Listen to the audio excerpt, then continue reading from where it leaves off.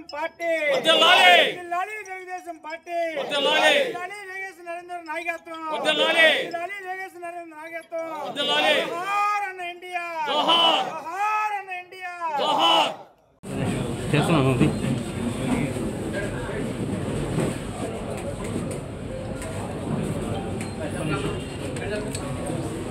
కూర్చో కూర్చో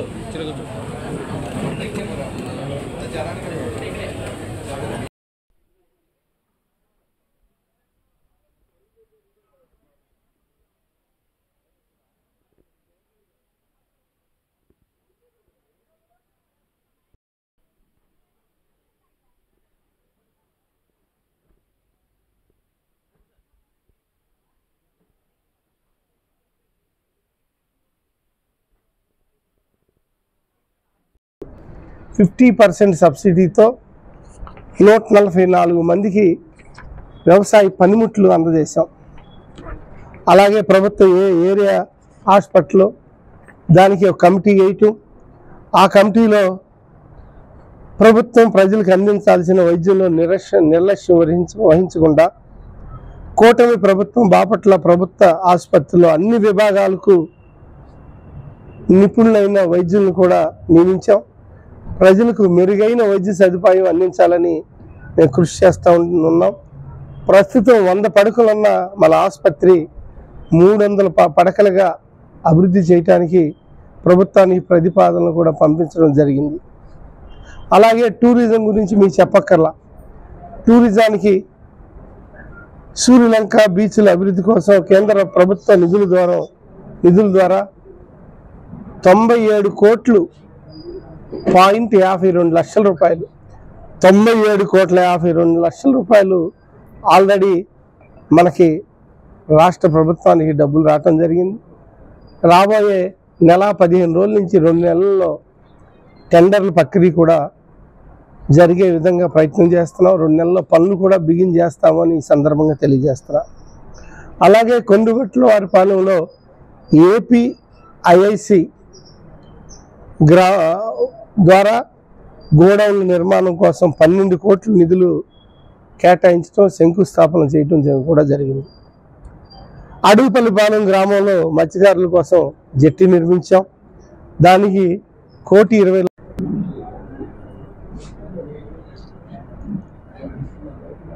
ఈరోజు ప్రజా ప్రభుత్వం ఏర్పాటు చేసి 1 సంవత్సరం కాలం పూర్తయింది.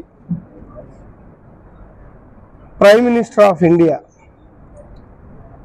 నరేంద్ర మోడీ గారు, chief minister of Andhra Pradesh Nara Chandrababu Naidu గారు,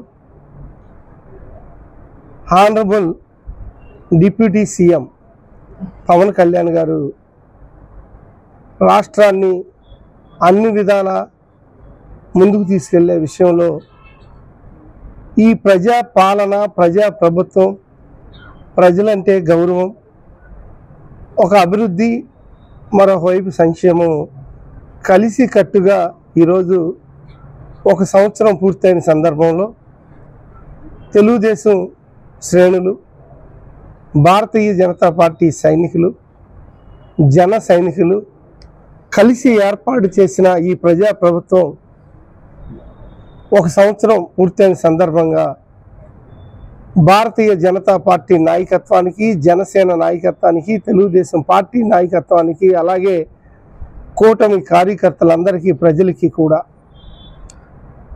అభినందనలు తెలియజేస్తున్నాను, శుభాకాంక్షలు తెలియజేస్తా ఉన్నాను. ఆంధ్రప్రదేశ్ మొత్తం కూడా ఈరోజు ఎన్నో విషయాల్లో, గత ప్రభుత్వంలో చేయలేని ఎన్నో విషయాల్లో ముందుకు వెళ్తూ ఉంది. మీకు తెలుసు, మన పెన్షన్ల పథకం గత ప్రభుత్వంలో 5 సంవత్సరాల్లో 4 సార్లుగా పెంచిన పెన్షను ప్రజా ప్రభుత్వము, కూటమి ప్రభుత్వం ఏర్పాటు చేశాక చంద్రబాబు నాయుడు గారు నిర్ణయం మేరకు ఒకేసారి 1000 రూపాయలు పెంచటం, అది కూడా ప్రతి నెల 1వ తారీఖున ఉదయం 10-11 గంటల లోపే 96% పెన్షన్లు అందజేయటం అనేది భారతదేశంలో ఏ రాష్ట్రంలో లేని చరిత్ర. అది ఆంధ్రప్రదేశ్లో మాత్రమే సాగుతూ ఉంది అని ఈ సందర్భంగా తెలియజేస్తున్నా. అలాగే సీఎం సహాయ నిధి నుంచి బాపట్ల నియోజకవర్గంలో 254 లబ్ధిదారులకి 2,45,00,150 రూపాయలు వైద్య సదుపాయాలు నిమిత్తం సీఎం సహాయ నిధి నుంచి అందించడం జరిగింది. పార్టీలకి అతీతంగా, రాగద్వేషాలకు అతీతంగా ఎవరైతే పేదలు ఉంటారో, ఎవరైతే హక్కుదారులు ఉంటారో వాళ్ళందరికీ కూడా సీఎం సహాయ నిధి నిష్పక్షపాతంగా అందిస్తున్నామని నేను ఈరోజు గర్వంగా చెప్పగలుగుతున్నా. అలాగే దీపం పథకం కింద బాపట్ల నియోజకవర్గంలో 47,739 మందికి డిసెంబర్ 24 నుంచి మరలా డిసెంబర్ 25 వరకు మొత్తం 4,16,28,408 లబ్ధిదారుల ఖాతాల్లో 4,16,00,000 రూపాయలు 254 మందికి జమ చేయటం జరిగిందని మేము గర్వంగా ప్రకటిస్తున్నాం. అలా ఎన్నో కార్యక్రమాలు బాపట్ల నియోజకవర్గంలో చేశాం. మత్స్యకారులు వేట నిషేధ భృతి కింద ఏప్రిల్ 15 నుండి జూన్ 14 వరకు 1,441 మత్స్యకారు కుటుంబానికి 20,000 చొప్పున 2,88,00,000 రూపాయలు అందించడం జరిగిందని సగర్వంగా మేము ఈరోజు చెప్పగలుగుతున్నాం. గత ప్రభుత్వంలో 10,000 ఉన్నది 20,000 చేయటం అంటే వాళ్ళ వేట నిషేధం టైంలో వాళ్ళకి ఎంతో కూడా లాభదాయకం కూడా మీరు తెలుసుకోవాలి. బీసీ కార్పొరేషన్ల ద్వారా ఓబీఎంఎస్ పథకం కింద 37 మందికి 74 లక్షలు బ్యాంకు రుణాలు మంజూరు చేయించడం జరిగింది.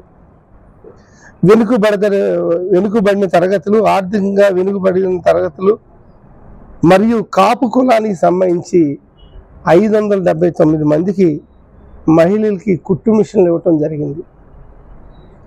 అలాగే శిక్షణా కార్యక్రమాలు కూడా జరుగుతూ ఉన్నాయి. వీరికి 1,44,75,000 విలువ కలిగే కుట్టు మిషన్లు ఆగస్టు 15 అందజేయటానికి కార్యక్రమం అంతా జరుగుతున్నది అని తెలియజేస్తాం. ఇప్పుడైతే శిక్షణా శిబిరాలు ఏర్పాటు చేస్తాం. ఆగస్టు 15 కుట్టు మిషన్లు కూడా అందిస్తాం. వెదులుపల్లి పాఠశాలలో మోగా చెమిటి సంబంధించి 16 లక్షల రూపాయలు ఆ స్కూల్కి కేటాయించడం జరిగింది. బాపట్ల నియోజకవర్గంలో వ్యవసాయ శాఖ విషయంలో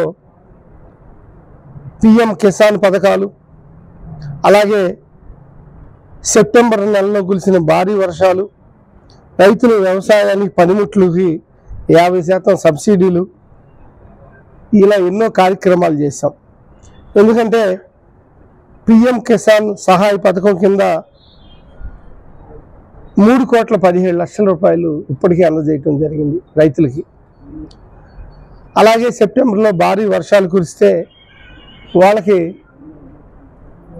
12,880 మంది రైతులకు, చిన్న విషయం కాదండి, 12,880 రైతులకి ఆ సహాయం చేయటం జరిగింది. ఆ వర్షం కురిసిన సందర్భంగా పంట నష్టపోతే సహాయం చేయడం జరిగింది.